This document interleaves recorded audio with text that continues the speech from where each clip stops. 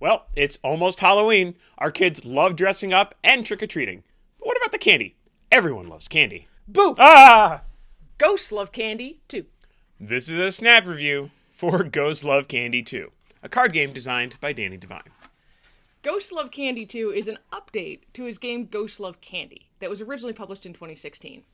The new version has more kids, more treats, and new ghosts.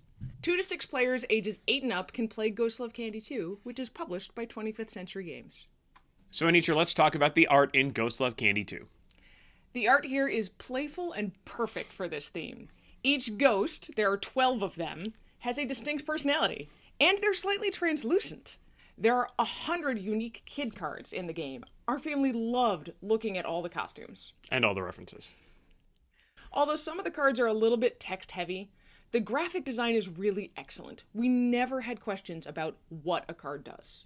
So Anitra, what do the cards do? Let's talk about the mechanics in Ghosts Love Candy 2.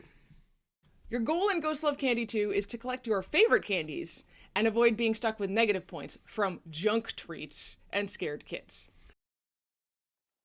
First, lay out the neighborhood. 6 kid cards, each with a single treat token.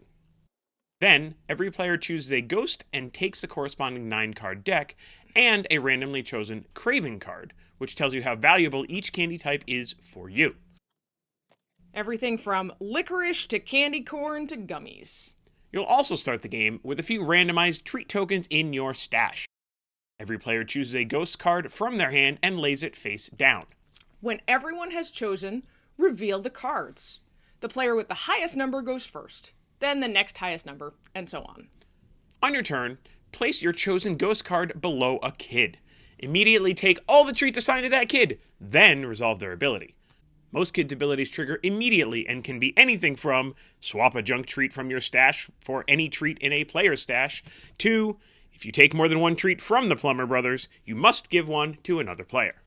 Lastly, check to see if any of the kids in the neighborhood are now scared. That is, their courage number is equal or lower than the total value of the ghosts that are haunting them. The topmost ghost in the haunting must take the scared kid and add them to their stash, and a new kid joins the neighborhood immediately. Most scared kids are worth negative points, but a few of them actually do give bonuses. Then it's the next player's turn to haunt. When everyone has played their card for a round, add a new treat to every kid in the neighborhood and start the next round. If you draw a junk treat, Who gives a toothbrush? add it to the kid anyway, and then add another treat token to balance it out. Play continues until all 9 ghost cards have been used.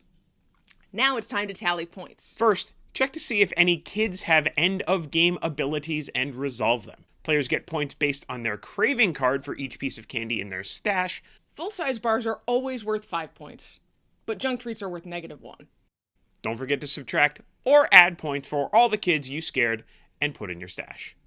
So Andrew, what did we expect from Ghosts Love Candy 2? Well, this game was designed by Danny Devine, who designed Sprawlopolis and Circle the Wagons, 2 games that we really like. We do. The theme and the art for the kids and the ghosts immediately drew me in. I loved all the references. I was laughing the entire time we played this game. But there was some things that surprised us about this. So what surprised us, Anitra? Well, there were 2 negative things about the game for us. At 4 or more players, it was common for the last player in a round to be faced with a choice between candy that wasn't valuable for them, worth 0 or 1, or a kid with no candy at all. We're getting used to it, but if you're just learning the game, that's a really hard choice to make. And even with fewer than 4 players, the game just felt a little bit too long. I could have stopped after 7 or 8 rounds instead of going the full 9. One last quick negative. Ties for turn order are resolved by drawing kid cards off the top of the deck and then comparing the card ID number. This is a number 1 through 100. I really hate how this turns ties into the luck of the draw. We played a game where I tied with other players 4 times out of 9 cards and ended up losing the tie every time. On a positive note, I was surprised by the rulebook. It's very clear and gives rules for casual players and an even easier set of rules for pre-reading kids that might struggle with some of the math. It makes this game very family friendly. So Anitra, do we recommend Ghosts Love Candy 2? Well, Ghosts Love Candy 2 is a great fit for families who love dressing up and trick-or-treating. You can play it with pre-reading kids by ignoring the kid abilities and forcing players to give a candy back when they scare a kid, instead of taking on negative points. Well, that sounds like a recommend to me.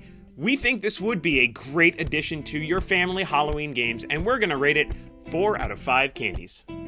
And that's Ghosts Love Candy 2 In a snap.